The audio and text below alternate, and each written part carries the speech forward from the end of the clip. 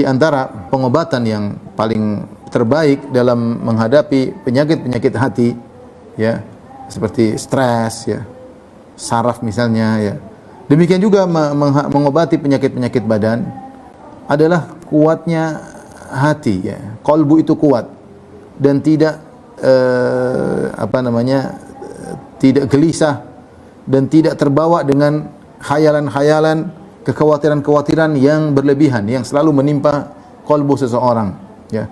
Kalau orang terkena musibah, kemudian dia mulai pikir macam-macam, begini, terus banyak dia pikiran-pikiran masuk dalam qalbunya. Jangan dia terbawa. Hatinya harus kuat, harus beriman kepada takdir, harus ridha kepada Allah Subhanahu wa taala, ridha dengan keputusan Allah Subhanahu wa taala. Harus banyak mengingat Allah Subhanahu wa taala, ya. Beriman bahwasanya semua keputusan Allah Subhanahu wa taala, ya. Ya. Li'anal insan, kapan seorang pasrah dengan khayalan-khayalan yang masuk dalam dirinya, kekhawatiran-kekhawatiran yang berlebihan, maka ini akan memunculkan dampak yang buruk, ya. Akan menimbulkan kekhawatiran, penyakit semakin parah, menimbulkan kemarahan, kegelisahan, ya. Sebab-sebab yang menimbulkan dia semakin bersedih, ya. Ini hendaknya dia hindari, jangan terbawa, ya. Ya. Begitu terkena sesuatu, aduh nanti begini. Kemudian dia biarkan hatinya terbawa dengan hayalan-hayalan tersebut. Ini kalau dia biarkan hatinya terbawa pada hayalan-hayalan tersebut, kekhawatiran yang berlebihan, maka akan menjerumuskan dia dalam kesedihan, kegelisahan, dan penyakit-penyakit hati akan menimpanya, bahkan akan berpengaruh pada tubuhnya, ya, dan akhirnya stres, ya, dan akan menimbulkan dampak-dampak yang buruk, ya. Dan ini jelas. Oleh karenanya tidak diragukan bahwasanya qalbu itu punya pengaruh terhadap kesehatan tubuh, ya.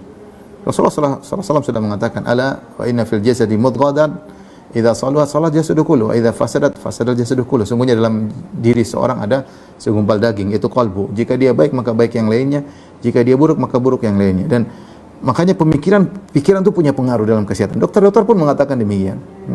Bahwasanya seorang yang stres, terlalu banyak kekhawatiran pemikiran, akhirnya menimbulkan gulanya semakin cepat naik, kolesterolnya semakin tinggi, kemudian perjalanan metabolisme tidak lancar, akhirnya ini membuat dampak, menimbulkan penyakit hatinya dan menimbulkan penyakit badannya. Maka seorang harus menguatkan dirinya, menguatkan hatinya dengan tawakal kepada Allah, dengan husnudzan kepada Allah Subhanahu wa taala, sehingga dia menghadapi musibah tersebut, ya, kalau dia sakit dia berobat, tak harus mikir nanti begini, terlalu banyak kekhawatiran. Tinggal dia tingkatkan imannya. Apa yang dilakukan, yang penting dia sholat, yang ibadah. Saya waktu ngobrol sama ibu yang terkena kanker tersebut, saya bilang, apa yang ibu pikirkan?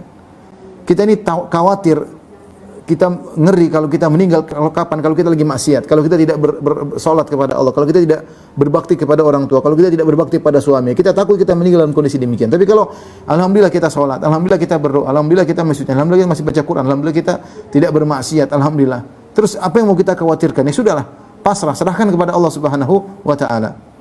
Jadi tingkatkan iman dan husnudzan kepada Allah dengan menyandarkan hati kepada Allah. Jangan terlalu pikir nanti begini. Itu yang membuat orang terkadang hancur, ya. Ya. Terutama wanita mudah sekali seperti itu. Ada masalah nanti begini, kekhawatiran berlebih-lebih, nangis melulu, sedih melulu, bayangkan macam-macam, akhirnya suudzon kepada orang macam-macam. Ya, akhirnya dia sendiri menderita. Ketika dia menderita, kemudian penyakitnya semakin bertambah, dia jauh dari Allah. Seandainya dia larikan kepada Allah, kemudian dia berdoa, kemudian dia sholat malam, oke. Tapi banyak orang yang tatkala terkena masalah, kemudian pikirannya macam-macam, dan dia biarkan qalbunya mengalir bersama pikiran-pikiran tersebut, kekhawatiran-kekhawatiran yang berlebihan, suudzon, dan dia jauh dari Allah Subhanahu wa taala. Hanya menghilangkan stres, dia nonton film lah, dia dengar musik lah, semakin parah. Oleh karenanya, di antara sebab utama agar seorang cepat sembuh, obat untuk penyakit hatinya, obat untuk stresnya, obat untuk kesedihannya, obat untuk kegelisahannya, jangan biarkan qalbu terbawa oleh pikiran-pikiran tersebut. Tawakal kepada Allah, serahkan kepada Allah, berdoa kepada Allah, selesai. Apapun keputusan Allah, terima. Ya, maka ini sangat diperlukan. Wa ma ta'tamadal qalbu 'ala Allahi wa tawakkal 'alaihi wa lam yastaslim lil awham wa la malakathu al khayalatu sayyi'ah wa wathaqa billahi wa tama'a fi fadlihi indafat anhu bidzalika al humum wal gumum.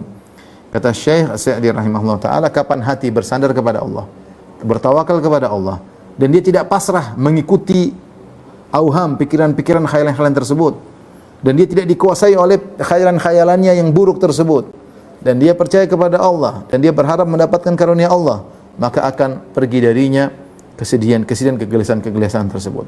Wa zalat anhu katsirun minal asqam al-badani wal qalbiyah, dan niscaya akan hilang pula banyak penyakit-penyakit hatinya, penyakit-penyakit pikirannya dan juga penyakit-penyakit badannya. Banyak orang yang kena penyakit-penyakit seperti gula atau penyakit berbahaya atau cancer, terkadang disuruh santai, disuruh dekat sama Allah, disuruh baca Quran, dan pengaruhnya ada, dampaknya ada. Dibuat suruh tenang, karena semakin stres dia penyakitnya semakin bereaksi. Wa hasalil qalbi minal quwwati wal insyirahi was sururi ma la yumkinu ta'biru anhu. Dan ketika dia bertawakal kepada Allah, maka hatinya akan semakin kuat, dadanya semakin lapang, yang tidak mungkin kita ungkapkan dengan kata-kata. Rahasianya apa? Tawakal dan kembali kepada Allah Subhanahu wa taala. Kemudian dia berkata, "Fakam muliatil mustashfayatu min mardal awhami wal khayalatil fasidah." Betapa banyak rumah sakit dipenuhi dengan penyakit-penyakit waham, penyakit-penyakit khayalan, kekhawatiran, penyakit pikiran, ya. Pikiran, stres. Rumah sakit dipenuhi dengan orang seperti itu. Wa kam atharat hadhil umur ala qulubi katsirin minal aqwiya fadlan an dhu'afa. Dan betapa banyak kekhawatiran, waham, khayalat mempengaruhi orang-orang yang tadinya kuat tapi terpengaruh dengan pikiran tidak, akhirnya dia pun jatuh, gugur. Apalagi orang-orang yang lemah, begitu terkena pikiran-pikiran yang tidak, maka kemudian tersungkur. Kenapa? Kurang bertawakal kepada Allah, kurang husnudzan kepada Allah. Wa kam addat ilal hamaq wal junun.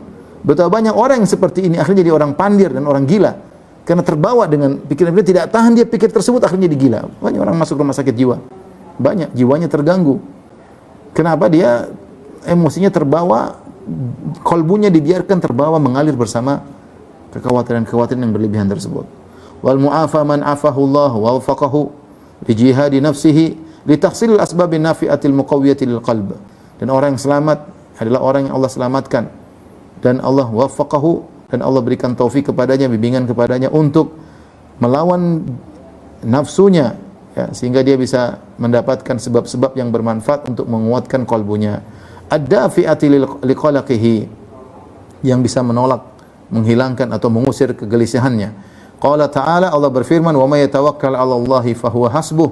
Siapa yang bertawakal kepada Allah, maka cukuplah Allah baginya. Ai kafihi jami'a ma yahummuhu min amri dini wa dunyahu. Yaitu Allah akan mencukupkan baginya semua perkara yang dihadapi, baik perkara dunianya maupun perkara agamanya. Ini nasihat dari beliau bahwasanya agar kita tidak terlalu bersedih, maka hilangkan pikiran-pikiran yang tidak. Tawakal kepada Allah. Sudah, tawakal kepada Allah. Serahkan urusan kepada Allah. Contoh, kita keluar rumah, kita nggak tahu apa yang terjadi di hadapan kita, apa yang mau kita hadapi, bagaimana perdagangan kita, bagaimana jual beli kita nggak tahu. Tapi kita keluar rumah, kita berkata, Bismillahi tawakkaltu ala Allahi la haula wa la quwata illa billah. Dengan nama Allah aku bertawakal kepada Allah. La haula wa la quwata illa billah. Tidak upaya kecuali dari Allah. Ucapan tawakal. Ketika orang mengucapkan tersebut, maka malaikat berkata, hudita wa kufita wa wuqit. Kau akan diberi petunjuk oleh Allah, kau akan dijaga oleh Allah, dan kau akan dicukupkan oleh Allah Subhanahu wa taala. Sudahlah, mau diapain lagi? Kita bilang hasbunallahu wa ni'mal wakil. Hadapi. Mau diapain? Apapun musibah yang kita hadapi, jangan terlalu pikir nanti begini. Sudah jalani, pasrah. Qul la yusibana illa ma kataballahu lana huwa maulana. Katakanlah, tidak akan menimpa kami kecuali apa yang telah Allah catat, dan Dia adalah penolong kami. Selesai urusan. Tawakal kepada Allah. Ini akan menghilangkan banyak masalah.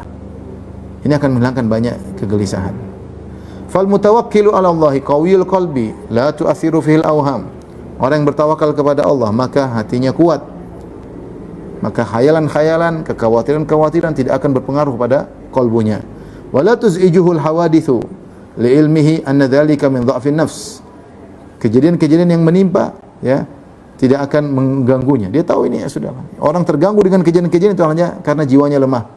Wa minal khawar wal khauf alladzi la haqiqata lahu. Dan itu hanyalah kelemahan dan kekhawatiran yang tidak ada hakikatnya. Nanti begini, nanti belum tentu terjadi. Sehingga banyak pikiran, nanti begini, nanti akhirnya pusing, stres sendiri, penyakit bertambah. Itu belum tentu semua terjadi. Kalaupun terjadi, hadapi. Dan tidak semua kemudian terjadi. Ya. Maksudnya, jangan terlalu banyak pikiran. Tawakal kepada Allah. Wa ya'lamu ma'a dzalik anna Allah qad takaffala liman tawakkala alaihi bil kifayah tamma. Dan dia sudah sadar, dia ngerti bahwasanya siapa yang bertawakal kepada Allah, maka Allah akan menjamin dia. Ini yang perlu kita tanamkan. Kita bertawakal enggak sama Allah? Kalau bertawakal sama Allah sudah selesai. Ya. Wa may yatawakkal 'ala Allah fa huwa hasbuh. Siapa yang bertawakal Allah cukup bagi. Memang kita kurang tawakal. Kita masih melihat yang macam-macam kanan kiri. Tawakal sama Allah dengan menjalankan, dengan berikhtiar. Tapi tawakal. Siapa yang bertawakal kepada Allah, Allah akan menjaga dia, menjamin dengan penjaminan yang sempurna. Fayathiqu billahi wa yatma'innu liwa'dihi. Maka dia akan husnudzan kepada Allah, percaya kepada Allah. Dan dia tentram, tenang dengan janji Allah kepadanya. Fayazulu hammuhu wa qalaquhu. Jika dia sudah bertawakal, akan hilanglah kegelisahannya dan kesedihannya. Wa yatabaddalu usruhu yusran. Maka kesulitan yang dihadapi akan berubah menjadi kemudahan. Wa tarahuhu farhan. Maka kesedihannya akan menjadi kegembiraan. Wa khawfuhu amnan. Ya, maka kekhawatirannya akan menjadi ketentraman. Fanas'aluhu ta'ala al-afiyah. Maka kita mohon kepada Allah keselamatan.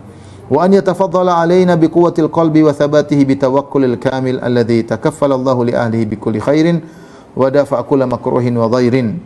Dan kita mohon kepada Allah agar diberikan, kita dianugerahkan dengan kuatnya kalbu dan kokohnya kalbu, dengan bertawakal yang sempurna, yang Allah telah berjanji siapa yang bertawakal kepada Allah dengan sempurna, maka Allah akan berikan kebaikan kepadanya dan Allah akan menjauhkan dari dia segala keburukan. Ini fasal kedua yang tadi kita jelaskan. Intinya menghadapi masalah tawakal, serahkan kepada Allah, kuatkan hati, ridha dengan keputusan Allah, ya, pasrah, dan jangan terlalu banyak pikiran. Hadapi yang sekarang, apa yang terjadi, katakan kul la yusibana illa ma kataballahu. Apa yang menimpa sudah dicatat oleh Allah. Terus apa yang perlu kita gelisahkan? Terlalu mikir kanan mikir kiri, jalani saja. Namanya musibah akan selalu datang silih berganti, tidak akan berhenti. Nah, kita punya metode menghadapinya seperti tadi yang disebut oleh Syekh Sa'di rahimahullah taala.